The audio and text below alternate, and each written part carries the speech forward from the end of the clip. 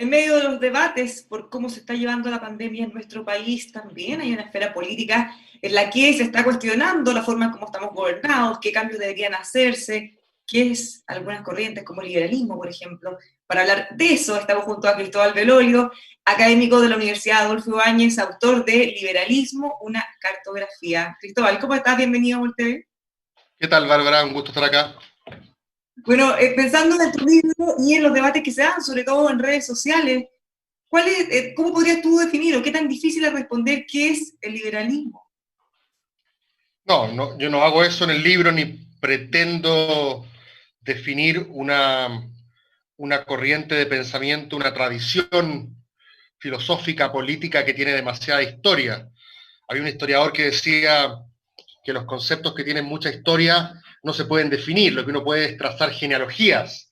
Yo trato de hacer algo parecido, no es una genealogía, sino que es una cartografía, es decir, un mapeo de cuáles son las tensiones que atraviesan lo que yo entiendo es la familia liberal, que es una familia, o si lo quieres, una mansión con muchas piezas, y lo que yo trato de decir es cuál es la diferencia entre una pieza y otra respecto de ciertos debates y respecto de ciertas conversaciones que se dan en los debates contemporáneos. Esto tiene, por supuesto, una vinculación con la historia, con debates históricos, discusiones sobre Estado, mercado, por supuesto, más o menos religión en el espacio público. Eso parece ser debates ya centenarios, pero también me refiero a algunas cosas específicas respecto a lo que está ocurriendo hoy día, qué hacer con los niños, puede un padre educarlos como quiera, es el Estado el que debiera imponer un currículum mínimo, etc. Y en cada uno de estos debates yo trazo diferencias entre distintas intuiciones normativas dentro del mismo liberalismo. Entonces la pregunta respecto a qué es, cómo se podría definir, pensando en los debates que se están dando en la actualidad, en los que se termina simplificando todo, muchas veces cayendo en caricatura respecto a lo que se asume que debería ser una cosa y tal como tú dices, es mucho, mucho más complejo. ¿Qué tan difícil es tener esos debates ahora y profundizar en los contenidos y no solo quedarse en el título? Sí, bueno, los debates de redes sociales son para eso, en verdad, es pedirle complejidad, densidad, honestidad intelectual, probablemente sea pedirle peras al olmo. Eh, pero lo que sí he visto harto en redes sociales a propósito del libro es una disputa entre quiénes serían los liberales verdaderos y quiénes serían los impostores. Entonces los liberales igualitarios dicen que los liberales clásicos o libertarios son los impostores y viceversa. Los de la Fundación para el Progreso le dicen a los liberales del Frente Amplio que ellos son los impostores. Y yo lo que hago en el libro es decir, aquí no hay ningún impostor, no hay liberales verdaderos en desmedro de los otros. Lo que hay son distintas intuiciones que conviven dentro de una tradición compleja que muchas veces está cruzada por contradicciones. No creo que sea malo rehuir esas contradicciones, sino que por el contrario, cuando uno las pone de relevancia, las destaca, uno dice, ok, entonces yo quizás soy liberal, pero más inspirado por los valores de esta parte del liberalismo, sin desmerecer que existen valores de otra parte del liberalismo con los cuales tú quizás no estás tan de acuerdo. En ese sentido yo como que lo que hago es destacar la elasticidad que tiene el liberalismo y que probablemente en ciertos debates, si tú tomas ciertas posiciones, te vas a acercar mucho al pensamiento conservador, por la frontera derecha, por así decirlo, y en otros debates te vas a acercar a sensibilidades más socialistas por la frontera izquierda, por así decirlo. Y que tiene que ver con que el liberalismo de alguna manera está en el centro de las viejas aspiraciones que han habido desde hace ya 300 años por dibujar una sociedad donde convivamos de manera no solo pacífica, sino que ojalá racional y se encarnen ciertos principios de justicia. Ahora, ¿qué tan difícil entonces es ser liberal en el sentido que podremos incorporar, no sé, o encontrar liberales en el Frente Amplio, en la derecha, prácticamente en todas partes? Y como bien dice, se tratan de impostores unos a otros. Yo creo efectivamente que estas ideas, las ideas del liberalismo, han sido bastante fértiles. Y si bien a veces uno echa de menos un partido liberal que exprese de forma químicamente pura lo que es el liberalismo, lo que yo mismo pensaba esto hace unos 10 años atrás, me he dado cuenta que es imposible esa fórmula químicamente pura. Por lo tanto, me parece que es normal, es razonable que el liberalismo de alguna manera haya impregnado sus ideas en distintas tradiciones, algunas, como te decía, que provienen del mundo más conservador, el mundo más de derecha, otras que provienen del mundo más de izquierda, Así que cuando hay gente hoy día que dice, no, este es el fin del liberalismo, bueno, podría serlo, yo no lo descarto, no pongo las manos al fuego, pero lo que sí habría que reconocer es que Pero ¿qué si es que es el vertiente del fin, liberalismo? ¿cómo? Claro, el fin de qué vertiente entonces del liberalismo. Claro, y ya básicamente ya está impregnada muchas ideas liberales en todas las tradiciones de pensamiento. La izquierda de hoy en Chile, por ejemplo, esto lo reconoce hasta Carlos Ruiz en su último libro, es una izquierda que ya no se va a bancar el regreso de un Estado totalitario que te diga qué comer y cómo vestirte y qué producir. Es gente mucho más celosa de su autonomía individual. Y por lo tanto, muchos de los argumentos, por ejemplo, que ocupó la izquierda en materia de aborto, son argumentos que uno podría decir son típicamente liberales. En la derecha también hay hoy día una presencia probablemente más fuerte de esas ideas que conviven, por supuesto, con el pensamiento más conservador, pero yo ya a estas alturas no echo tanto de menos que no haya un solo partido liberal. Me parece que en el mapa político chileno, en la medida de que esas ideas están representadas o reflejadas en la diversidad partidaria que hay, no tengo mayor problema. No ando buscando al liberalismo químicamente puro. De hecho, Y en ese, desconfío del que diga que es químicamente puro. y en ese contexto, ¿cómo podemos entender? Porque hay muchas personas que son muy liberales en algunos ámbitos, como los valóricos, por ejemplo, y otros que son Sí. muy liberales en los aspectos económicos, pero poco en los dos. Sí, yo la verdad es que esa es una distinción muy común y yo no la abordo como tal en el libro. Esta idea de los liberales del ombligo para abajo versus los conservadores, ¿cierto? Y la otra idea que es más europea, la idea de que ser liberal es automáticamente laissez-faire. Eh, yo no me hago cargo tanto de esa distinción. Tampoco insisto tanto en la distinción entre liberales clásicos y liberales igualitarios, a pesar de que Hayek y Rawls son protagonistas de esta historia. Lo que hago es buscar otros debates donde uno pueda identificar tensiones al interior del liberalismo, dependiendo de ciertas, lo que podríamos decir, criterios. Entonces, te pongo un ejemplo. El criterio histórico. Yo distingo entre los liberales de la Reforma y los liberales más inspirados por los ideales de la Ilustración. Criterio de valores. Yo distingo entre un liberalismo de la tolerancia y un liberalismo de la autonomía, que no son lo mismo.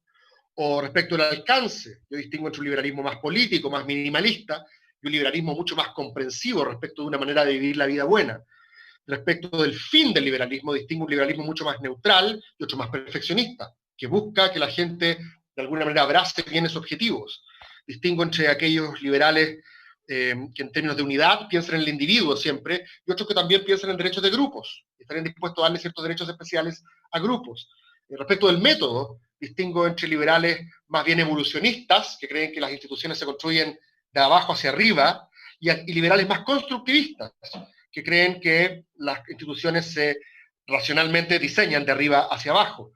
Y finalmente me meto, por supuesto, en el criterio de la distribución. Aquellos liberales que son indiferentes al resultado de las transacciones y aquellos liberales que exigen que el resultado sea beneficioso para todos, lo que yo le llamo el liberalismo del win-win. Entonces, si te das cuenta, trato de salir de las discusiones típicas con las que uno divide al liberalismo del ombligo para abajo están aquí igual, pero están formuladas de otra manera. Hay visiones más simplistas, como lo mencionábamos antes de las redes sociales quizá, o incluso caricaturas. Y si tuviéramos que hacer una mirada liberal de lo que estamos viviendo ahora, ¿cómo podríamos abordarlo? ¿Desde dónde? A ver, yo escribí este libro, de hecho, si no me equivoco, un día antes del estallido social, lo terminé. No cambia tanto, porque esta es una discusión, sería bastante arrogante pensar que lo que pasa en Chile en 3 semanas cambia una reflexión que viene acumulándose, en mi caso 20 años, pero en el caso del liberalismo 250. Así que tampoco se trata de Chile el libro, es autor igual importante decirla. El que quiera buscar aquí la discusión entre Vlado Mirosa y Jaxel Kaiser no la va a encontrar. Pero sí, los pies de página están dedicados a Chile.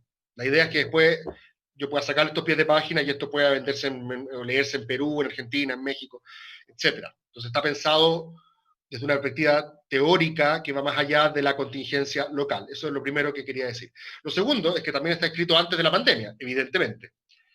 Pero yo termino el libro preguntándonos, si es que acaso el liberalismo es el régimen político idóneo. Pienso más aquí en la democracia liberal, pero se entiende que en este caso funcionan combinados, es el más idóneo para desafíos globales tipo cambio climático. Me lo pregunto abiertamente y digo que quizás en una de esas no.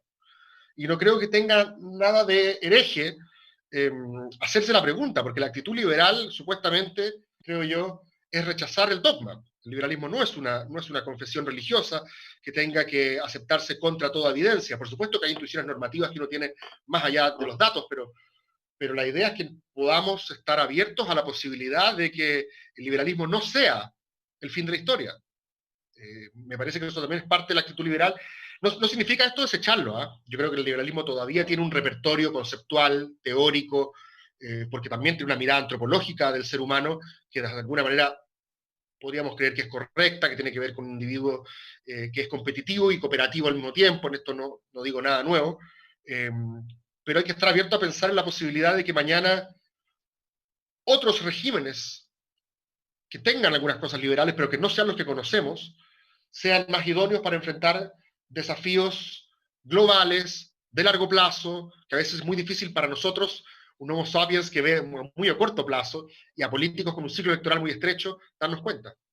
Ahora tú has dicho que, y lo acabas de decir, en realidad, que podría ser que en el liberalismo no encontremos todas las respuestas o todos los caminos a todos los problemas. ¿A qué cosas en específico tú piensas que podría quizás no estar el camino por ahí o no tan claro? Creo yo que lo que más nos complica, Bárbara, es que parte de la promesa del capitalismo liberal era extender el bienestar material a todos, ¿cierto? La promesa justamente de un liberalismo universalista es que no hay algunos que tengan que tener y otros que no tengan que tener. Ese puede haber sido el origen del liberalismo, que era la filosofía política de la burguesía, de propietarios, que buscaba un Estado gendarme que justamente protegiera esa propiedad. Pero la democracia liberal, capitalista, lo que busca es democratizar el acceso al consumo de bienes y servicios, ¿cierto? La idea es que, acuérdate la retórica ochentera de que todos tenían que tener el auto y la casa propia y la tele a color, después en los 90 el sueño de la familia que viajaba por primera vez en avión, y así un poco el liberalismo sentía que esas eran claves de progreso, porque se expandía la capacidad de consumo, todos entrábamos a esta fiesta, por así decirlo. Me temo que lo que está pasando hoy, no estoy seguro, pero es una idea que pongo, una hipótesis que pongo sobre la mesa, es que pueda ser insostenible cumplir esa promesa. No digo que no se pueda en el sentido normativo, podemos seguir tratando de que se cumpla, pero si tratamos de que se cumpla mucho, la fiesta se nos puede venir abajo. Porque la casa donde está la fiesta no resiste tanto consumo, porque el liberalismo nunca pensó, digamos de otra manera, fue un punto ciego, la resistencia medioambiental, por ejemplo. ¿Cuánto aguanta el planeta? Y ahora que estamos hablando de antropoceno, haría bien preguntarse de cuáles son los límites del consumo También, permitido para esta promesa de expansión del consumo. también puede tener que ver respecto a cuál es la mirada de cuál es ese bien a alcanzar, que probablemente antes era más simple, cuando había pobreza era derrotar la pobreza, como tú dices, tener un televisor, eran símbolos.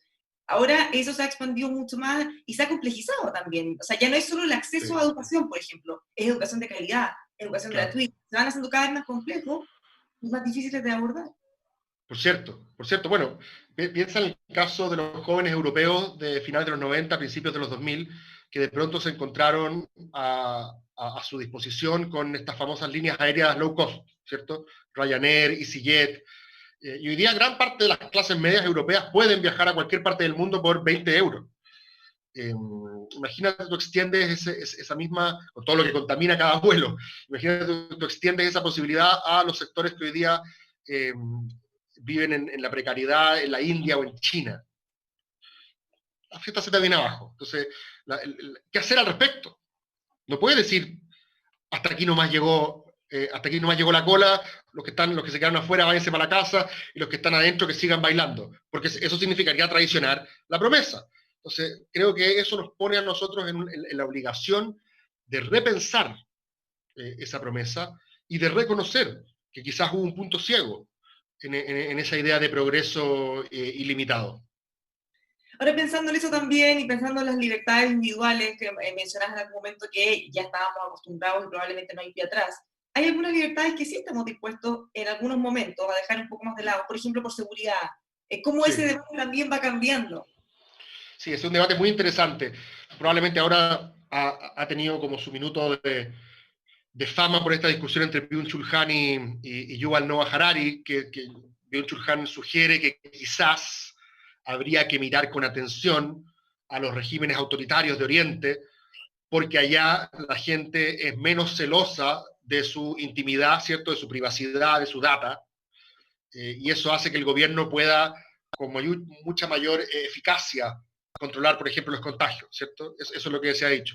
Pero hay otros que te responden, como Harari, porque es importante aquí ver las dos caras de la medalla. Así, de buenas a primeras, uno pensaría que, diablo, quizás es cierto.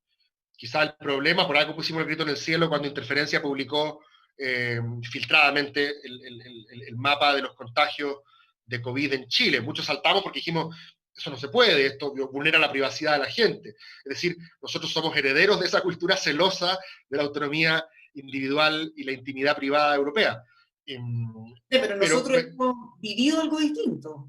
Es distinto al caso sí, argentino, por ejemplo. Ellos no conocen una cosa distinta. por supuesto, por supuesto. Lo interesante es que lo que le responde Harari a Byung-Chul Han es las democracias liberales también están siendo exitosas, incluso a veces más exitosas, en controlar la pandemia, justamente porque la gente tiene a su disposición más información, porque la sociedad civil colabora, participa en el diseño de soluciones, piensa, por ejemplo, el rol de espacio público en Chile, eh, porque fluye la crítica, porque hay accountability, como dicen los gringos, rendición de cuentas, y un ministro que lo hace mal se va cascando, y eso muchas veces los regímenes autoritarios que son mucho más herméticos es más difícil.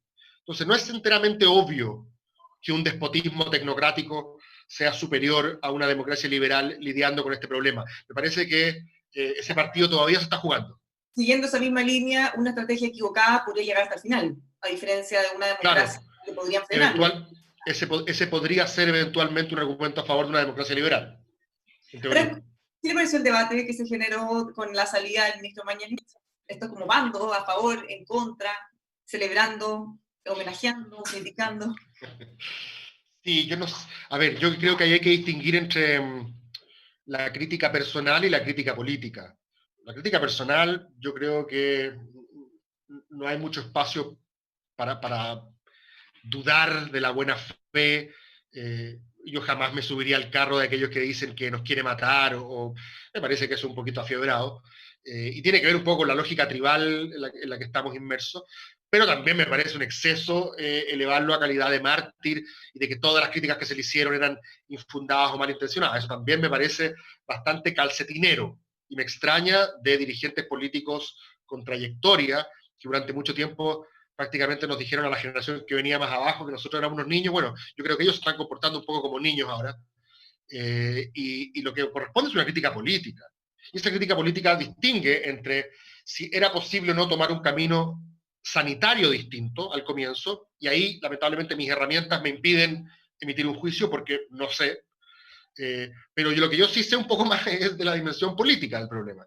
Y en la dimensión política creo que había una serie de elementos que el gobierno y el ministro Mañalich tenían que tomar en consideración e incluirlos en la ecuación desde un comienzo. Por ejemplo, saber que la autoridad estaba con bajísimos niveles de credibilidad, saber que Chile venía muy polarizado después del estallido, saber que en este tipo de cosas tenéis que construir puentes y buscar aliados, tratar de construir alianzas transversales con los opositores, pero también con la sociedad civil, también con los expertos, y no ningunearlos cada vez que proponen o algo distinto o señalan un error. Ahora, eso trasciende la estrategia sanitaria, en el fondo, va el carril. Eso exacto, pero tú eventualmente podrías haber fracasado en la estrategia sanitaria igual, pero haber fracasado con todo un país detrás de esa estrategia. Ahora, alguien me podría decir, no, porque si hubiéramos estado todos metidos, la sociedad civil, los expertos, probablemente hubiéramos cambiado estrategia antes. Porque si vamos a jugar el ensayo y el error, que está bien, yo encuentro que así se aprende, bueno, incluyamos la posibilidad de admitir el error.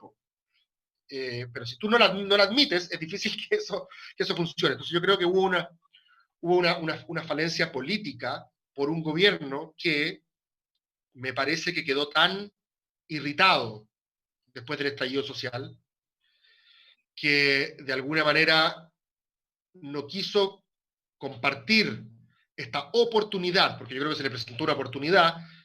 El presidente Piñera probablemente dijo, yo esto lo hago bien, este es el gobierno de las Parcas Rojas, este es el gobierno 24/7, este es el gobierno de los gerentes, este es el gobierno que por lo menos si no hace bien la narrativa, se hace bien la gestión. Esa era un poco la idea. Además que todas estas crisis generalmente hacen que el frente interno se una contra un adversario externo, eso es Maquiavelo 101. Pero yo creo que aquí se le presentó una oportunidad al gobierno y el gobierno la estropeó. Y la estropeó justamente porque quiso llevarse la pelota para la casa, en términos deportivos. Yo O lo he sea dicho que otras veces, al presidente le cobraron un penal, agarró la pelota y dijo, yo no la comparto. Y ahora que la pelota está en las nubes, uno dice, bueno, es que efectivamente las cosas desde un comienzo se pudieron haber hecho políticamente de manera distinta. muchas gracias por haber conversado con nosotros, Cristóbal. Gracias a ti, Bárbara. Lo dejamos invitados a que siga junto a nosotros revisando nuestros contenidos aquí en emol.com.